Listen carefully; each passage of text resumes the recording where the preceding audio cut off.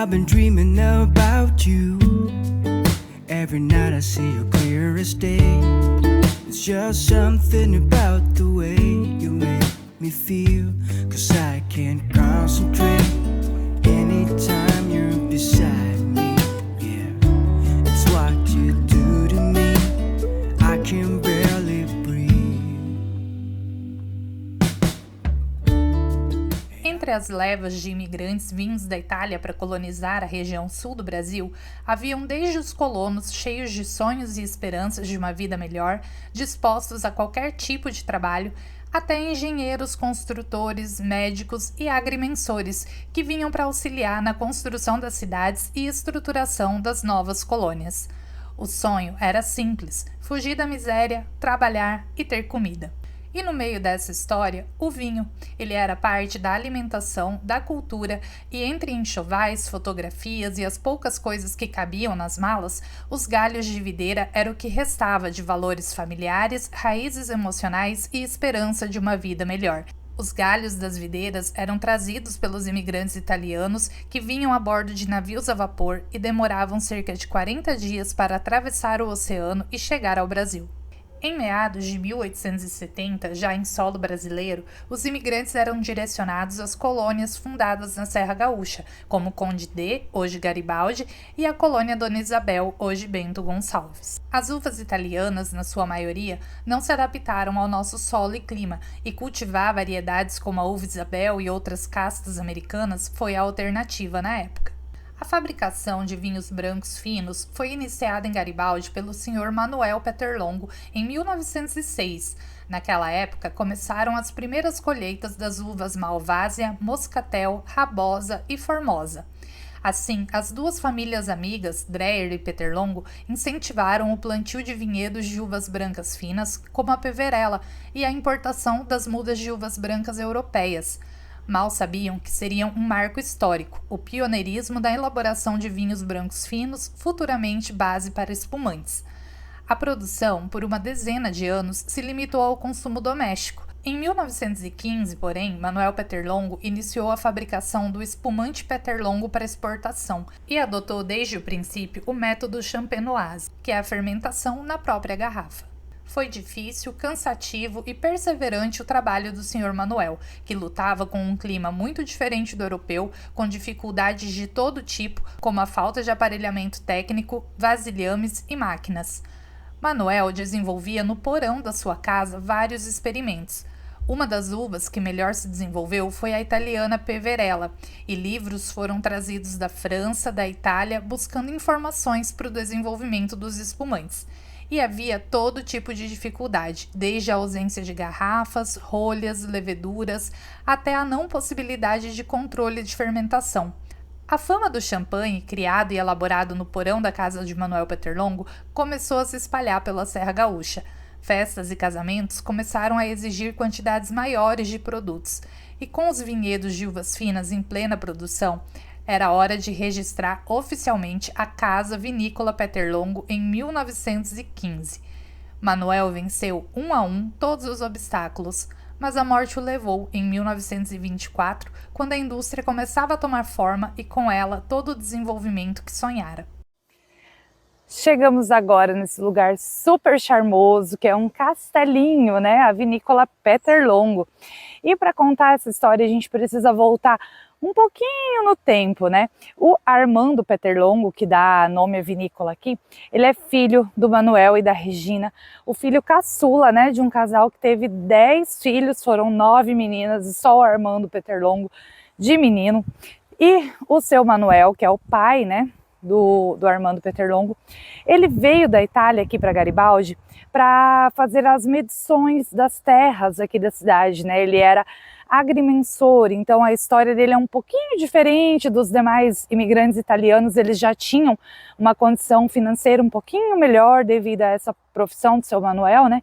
Então ele veio para cá para fazer a medição das terras. E ele já tinha o costume de beber espumantes lá na Itália. Então ele veio aqui para essa região e ele quis implementar aqui o cultivo de uvas brancas, né, junto com o seu Carlos Dreyer.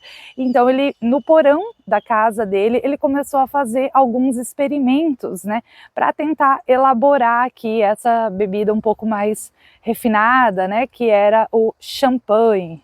Inclusive, a Peter Longo é a única que pode usar aqui no Brasil a denominação champanhe nos seus produtos, porque ela é característica, né, de uma região lá da França, então somente os champanhes, né, produzidos lá na região de Champagne que podem receber esse nome. Aqui o restante todos, nós falamos espumantes, né, mas a vinícola Peter Longo pode usar o termo champanhe. Nos anos 60, a região francesa de Champagne começa um movimento pelo mundo com o intuito de inibir o uso da palavra champanhe em regiões produtoras fora do território francês. Assim, diversas caves francesas entraram com processos judiciais contra caves brasileiras. Em 1974, o Supremo Tribunal Federal, através de uma decisão extrajudicial, autorizou 4 vinícolas a usarem o termo champanhe em território brasileiro. Uma delas é a Peter Longo, pela sua ancestralidade do uso na expressão e respeito pela sua história. Como as outras 3 empresas encerraram as suas atividades, hoje a Peter Longo é a única empresa existente no Brasil a poder utilizar em seus rótulos e melhores produtos a expressão champanhe. E quando o seu Manuel veio a falecer, foi o filho caçula, então, o Armando Peter Longo, né, que passou a tomar conta aqui da vinícola, né, e o Armando Peter Longo, ele era um visionário, né. O seu Armando Peter Longo foi o primeiro empresário aqui da Serra Gaúcha a contratar mulheres para trabalhar na vinícola, cumprindo todas as leis trabalhistas. E ele sempre dizia, benditas sejam as mulheres, porque elas fazem tudo com amor. E aqui elas participam desde a colheita até outros processos aí de elaboração. Ele também foi um dos primeiros a investir em exportação, em publicidade e propaganda para vender esses vinhos, né? Ele tinha uma amizade muito grande na época com Getúlio Vargas, então os seus produtos eram sempre usados, sempre bebidos, né, em inaugurações, em grandes inaugurações, grandes eventos, e assim a marca Peter Longo foi ficando cada vez mais conhecida e ganhando mais importância aí no cenário nacional na produção de vinhos e espumantes. O seu Armando Peter Longo tinha amizade com Getúlio Vargas antes mesmo dele se tornar presidente. O champanhe Peter Longo passou a ser servido em banquetes oficiais, inaugurações de pontes, lançamentos de aviões e batizados de navios. No rótulo passou a estampar uma bandeira brasileira. Através do forte vínculo do Brasil e dos Estados Unidos durante a Era Vargas, além da escassez de champanhe francês por causa da Segunda Guerra Mundial, surgiu uma oportunidade única: exportar. O champanhe Peter Longo era servido nessa época nos melhores bailes de carnaval e festas de ano novo da elite, como no Cassino da Urca. Artistas do cinema nacional brindam com a bebida, bem como as tripulações estrangeiras de aviões e barcos que chegam ao país. Como um visionário que era, Armando Peter Longo acreditava não apenas na publicidade como ferramenta de vendas, mas também na educação dos consumidores para a bebida champanhe. Assim, de forma inédita no Brasil, ele lançou uma revista chamada Gran Espumante, um pequeno livro explicativo, detalhado e ilustrado do mundo dos espumantes, desde os vinhedos, a sua elaboração, tipos e curiosidades da Peter Longo. E um detalhe, já convidava os apreciadores a visitarem a vinícola, registrando assim um dos primeiros relatos de enoturismo na Serra Gaúcha, um dos primeiros a investir em publicidade e ter visão para o enoturismo. Reparem nos detalhes desse painel aqui, ele é todo feito com rolhas. Olha só, elas são encaixadas aqui.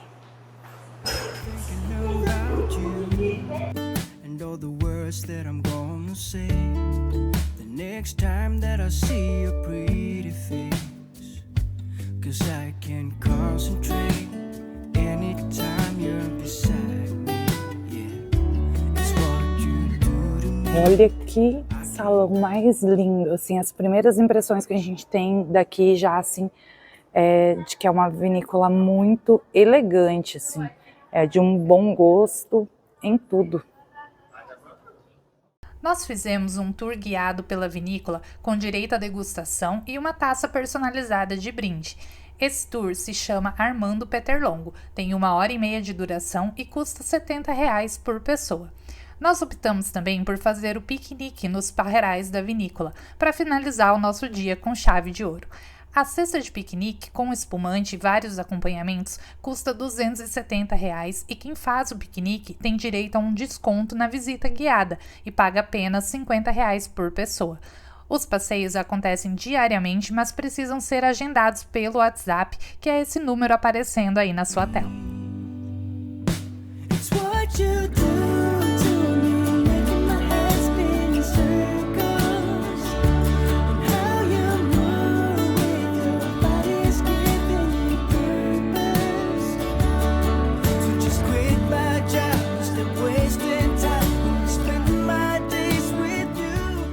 No final do passeio, do tour e da degustação, a gente vem aqui para essa área, né, dos jardins, aqui onde a família costumava se reunir.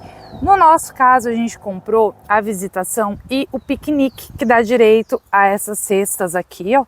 É uma cesta minha, uma da minha amiga, né? Vou mostrar para vocês o que vem nessa cesta.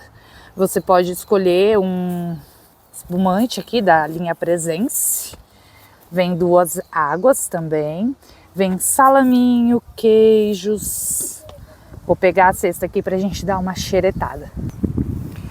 Olha só, gente, que delícia pra curtir o final da tarde aqui, ó. Vem pãozinho de mel. Deixa eu tirar aqui. Biscoitinho, amendoim, vem tudo embaladinho assim, bonitinho, ó. Se você não der conta de comer, você pode levar. Salaminho. Queijos, ó, que eu tinha falado já, né? E aqui tem uma geleia, goiaba.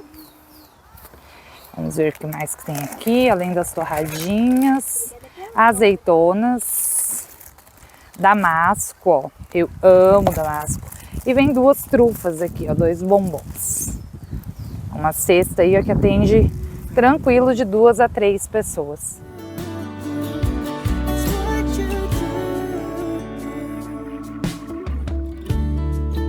I can see you in front of me.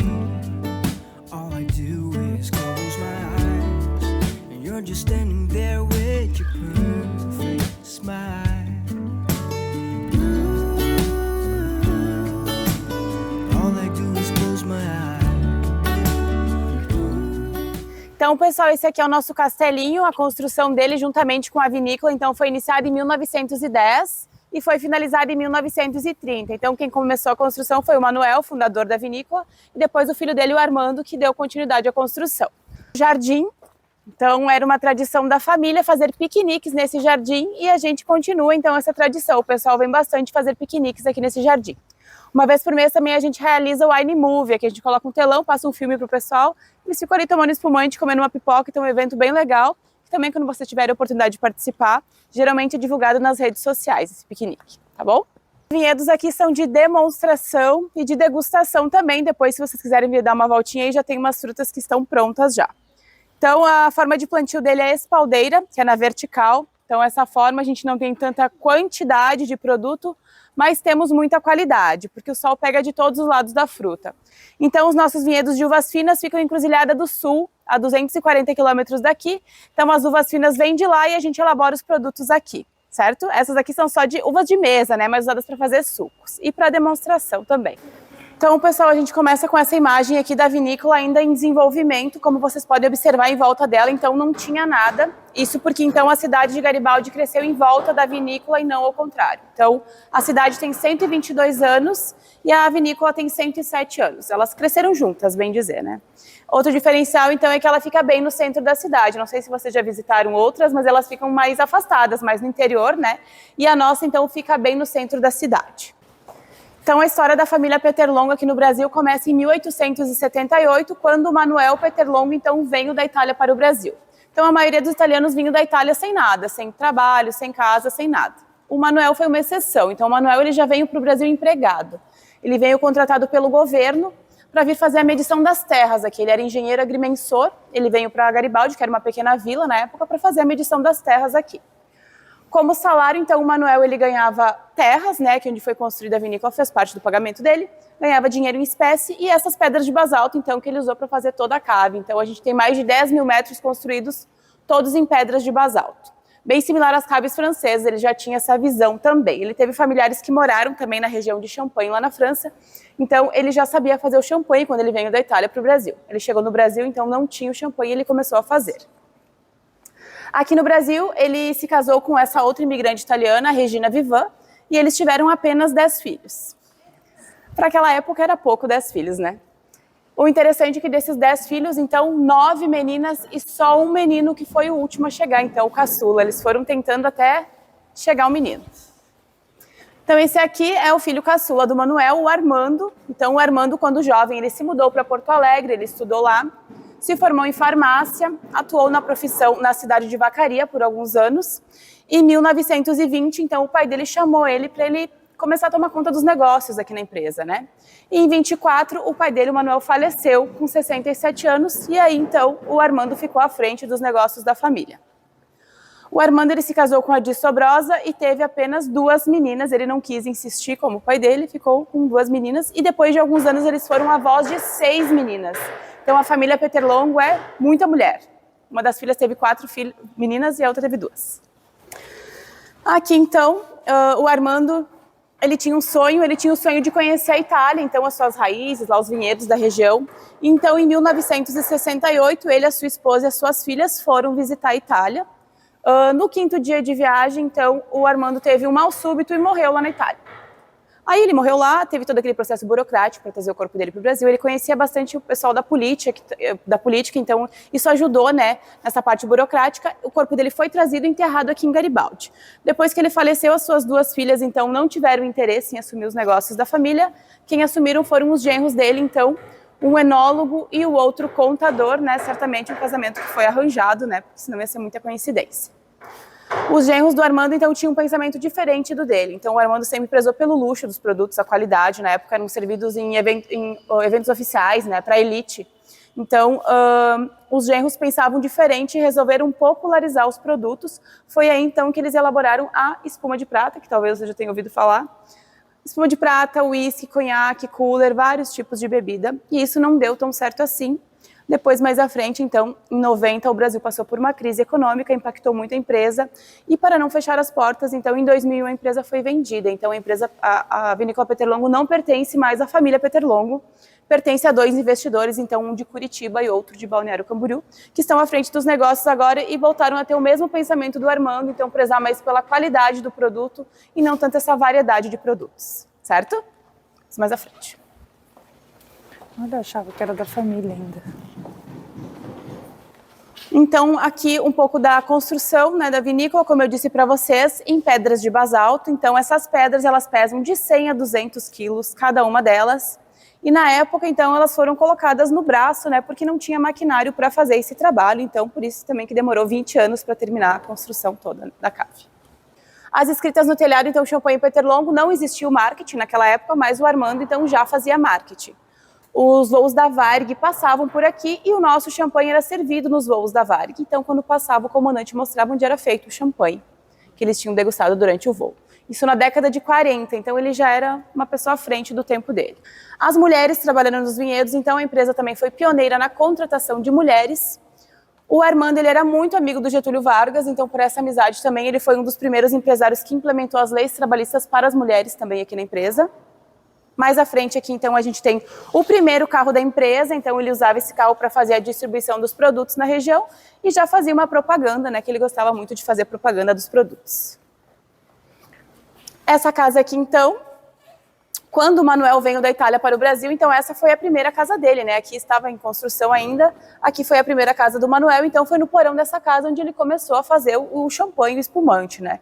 Então, essa casa também não pertence mais à família, ela pertence à família Becker, fica aqui pertinho, mas foi mantida com a mesma fachada, assim, um chalé suíço. Aqui as mulheres, então, elas trabalhavam então nos vinhedos e trabalhavam na rotulagem dos produtos aqui na empresa. Até hoje, então, a maioria dos funcionários aqui na empresa ainda são mulheres, eles mantiveram também essa tradição. Aqui a gente tem o Armando, né, eu não disse para vocês, mas ele também faleceu com 67 anos, a mesma idade do pai dele. Então aqui nessa foto ele está lá embaixo na cave subterrânea, dizem que ele está por lá até hoje, eu ainda não esbarrei com ele, mas a gente já é amigo a essas alturas. Aqui então a gente tem um pouco dos maquinários, então a maioria dessas máquinas vieram da Itália, da França, né? Até lá não existem mais, porque foram desmanchadas para fazer armamento na época, então é bem difícil de encontrar. Essa então era usada para fazer a prensagem das uvas, ficava um funcionário de cada lado, fazia esse movimento, e aqui escorria o mosto, né? Que a polpa da uva escorria por aqui. A bomba, então, que passava o líquido mais à frente para passar neste filtro.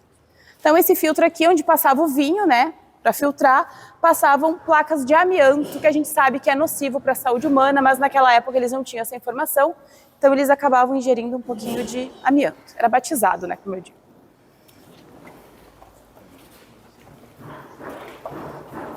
Essa máquina aqui, então, usada para descansar os espumantes. Sempre foi um trabalho muito demorado, então eles engarrafavam nesses garrafões maiores, depois eles passavam para garrafas menores para render mais a produção, enquanto isso ficava aqui para não escapar o gás do produto. Ficava aqui descansando.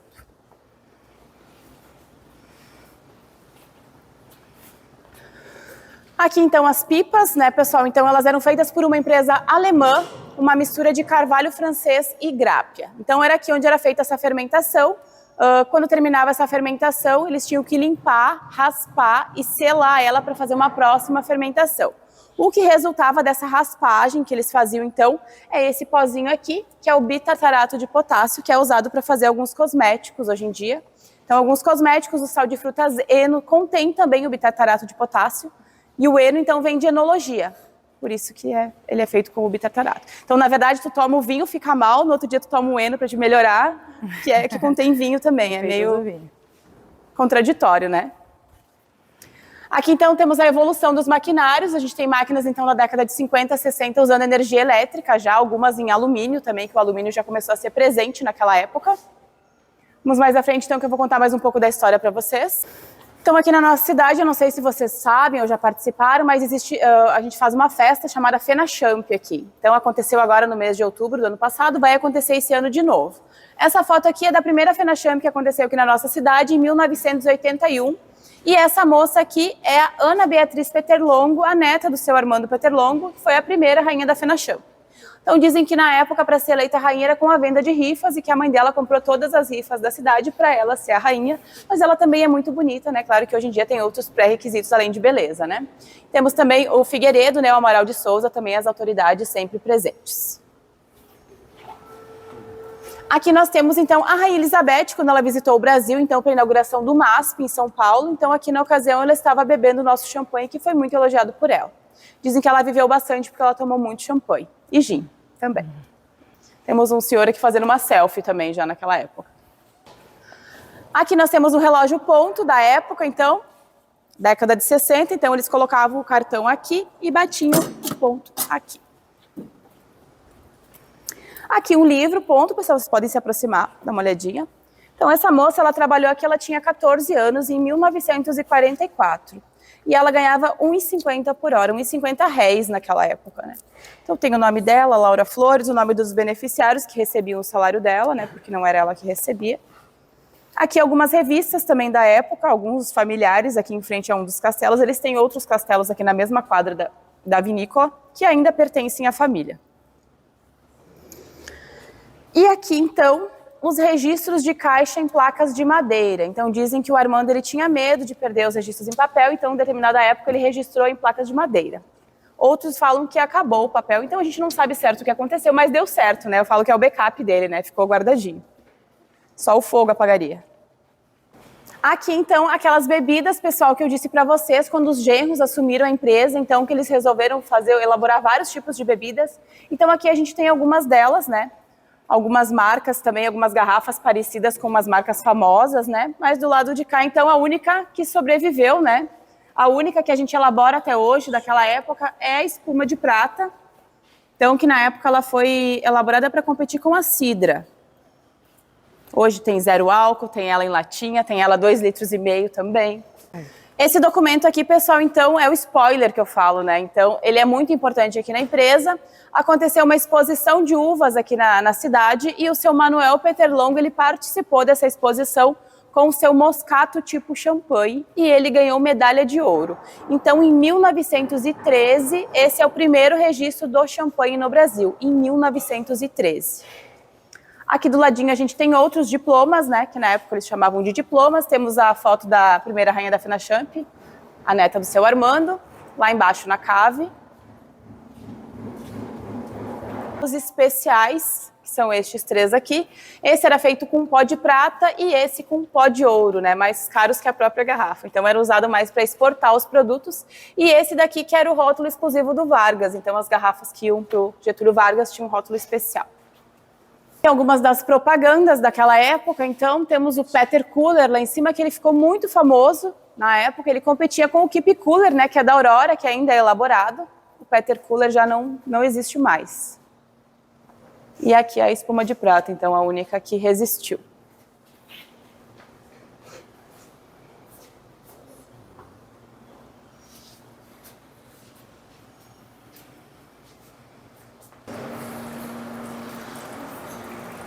Que o clima é gostoso, né? Nossa. Todo clima, temperatura ambiente, então, do natural. A cave ela foi feita em cima de uma nascente, aí foram feitas essas canaletas para a água poder sair. Aí a água foi encanada para sair no rio. Aqui, então, pessoal, a gente não usa mais as pipas para fazer a fermentação. Usamos os tanques de aço inoxidável para fazer essa fermentação, então, que é a transformação do açúcar da uva em álcool, gás carbônico e calor. Para fazer essa fermentação, então, a uva ela já tem algumas leveduras naturais, a gente adiciona outras leveduras mais resistentes. Quando termina essa fermentação, aquelas válvulas que tem lá em cima são abertas para liberar um pouco do gás que gerou por conta dessa fermentação. Esses tanques estão todos em uso, então a gente tem de 7 mil litros, 8 mil litros, 11 mil litros e outros maiores também que ficam lá fora, que são as autoclaves. Então, para fazer um vinho tinto, a gente deixa o mosto, né, que é a polpa da uva, em contato com a casca da uva tinta para ter o pigmento da casca da uva tinta. Para fazer um rosé, a gente deixa de 6 a 7 horas o mosto em contato com a casca da uva tinta, já é o suficiente para fazer um rosé. E para fazer um branco, então, a gente não deixa em contato com a casca da uva e ele vai ficar branco. No caso dos espumantes, então, a gente tem alguns métodos para fazer eles. O primeiro é o método Charmat. Então, para fazer o Charmat, são duas fermentações. A primeira acontece aqui nesse tanque de aço inoxidável. A gente vai ter um vinho base que vai ser refermentado, só que num tanque maior, que fica lá fora. Então, a primeira fermentação dele é mais focada no álcool do produto e a segunda no gás do produto, que é todo um gás natural. Então, esse método Charmat, o Charmat curto, que a gente chama, ele, cerca de 4 meses o produto já está pronto. It's what you do to me, making my head spin in circles, and how you move with your body's giving me purpose. So just quit my job, stop wasting time, I'm spending my days with you. It's what you do, it's what you do.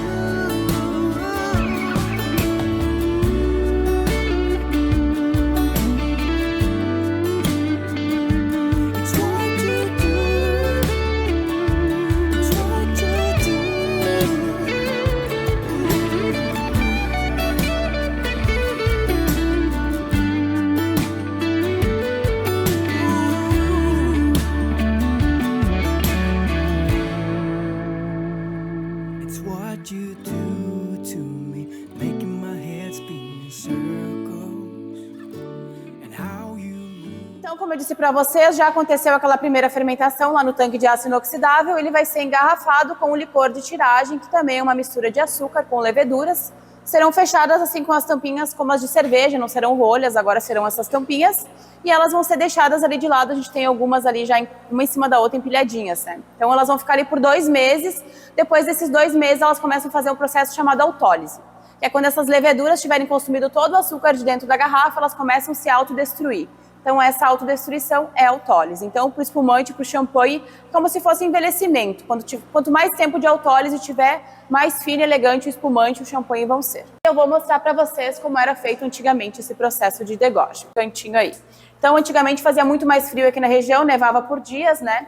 Então ele aproveitava essas noites mais frias para fazer esse processo do congelamento. Então, em 1927, a região de Champagne, lá na França, ela registrou esse nome, então ninguém fora a França podia utilizar o champanhe nos rótulos. Mas muitas outras vinícolas pelo mundo todo, então, utilizavam e começaram a mudar, né, o nome, começaram a chamar de espumante para não ter essa briga com a França. Mas então a gente encontrou aquele documento lá que eu mostrei para vocês, que eu disse que era o spoiler, de 1913, que a gente já utilizava, então, o nome champanhe no rótulo antes deles registrarem. Então, nós usávamos desde 1913 e eles registraram em 27. Por conta daquele documento, a gente conseguiu provar na justiça. Foi um processo que durou quase 30 anos, não foi tão fácil assim, mas foi favorável a nós, então a gente é a única champanhe do Brasil. Mas, então, para ser champanhe, alguns critérios, somente 3 uvas podem ser utilizadas, a Chardonnay, a Pinot Noir e a Pinot Meunier. Tem que passar por todo esse processo que eu expliquei para vocês aqui de baixo também, a autólise, a remoagem. Então, a gente tem um espumante aqui no varejo que fica 18 meses em autólise, é feito com essas uvas, faz todo esse processo de remoagem, mas por uma questão de marketing e exclusividade, ele ficou sendo apenas um espumante. Ele poderia também ser um champanhe, mas ficou sendo um espumante. Nosso champanhe, então, é feito com essas 2 uvas, passa por todo esse processo e fica o dobro em autólise. Então, ele passa 36 meses em autólise. E após esse tour para conhecer a história da vinícola e da família Peter Longo, era hora de finalizar o passeio com a degustação dos produtos da vinícola, e entre eles o famoso champanhe Peter Longo.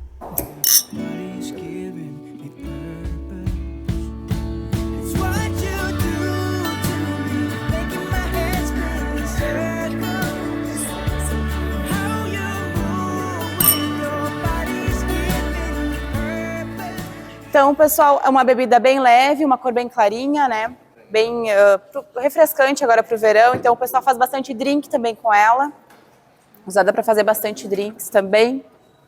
Para quem não gosta do moscatel, né, que é uma bebida mais doce, que não precisa de um prato para acompanhar, assim como o prosecco, né? Então, ele é uma boa opção. Esse aqui, então, pessoal, é um espumante. É aquele que eu disse para vocês, então, que poderia ser um champanhe também, que é feito no mesmo método do champanhe, só que tem a metade da autólise, então tem 18 meses de autólise. Feito com as 2 uvas, então 80% Chardonnay e 20% Pinot. Teor alcoólico mesmo do anterior, então.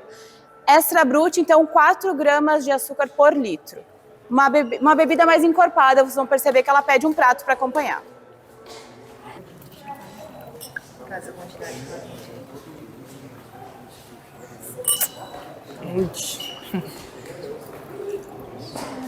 Esse é um Brut também. Esse é um Extra Brut. A gente tem no Brut também, aí o Brut tem 7 gramas de açúcar por litro, esse tem 4. Esse é um pouquinho mais forte. Essa tem menos, isso. Por que chama Extra Brut? No final da degustação, ó, nós ganhamos também a taça aqui da Peter Longo. Esse é o último rótulo aqui, né? O champanhe da Peter Longo. Não vai? Eu Caraca. acho que é o último, ainda bem, porque eu já tô quase chamando o urubu de meu louro. Espero que tenham gostado de conhecer a cidade de Garibaldi e a vinícola Peter Longo com a gente. Se ainda não for inscrito, se inscreve no canal e ativa o sininho para ser avisado quando sair vídeo novo por aqui. E no próximo vídeo, daremos início a uma série de vídeos sobre um lugar muito procurado e aguardado pelos seguidores aqui do canal, a encantadora Gramado. E eu vou te mostrar que Gramado cabe no bolso de qualquer pessoa. Continua por aqui que você vai se encantar e economizar seguindo as nossas dicas.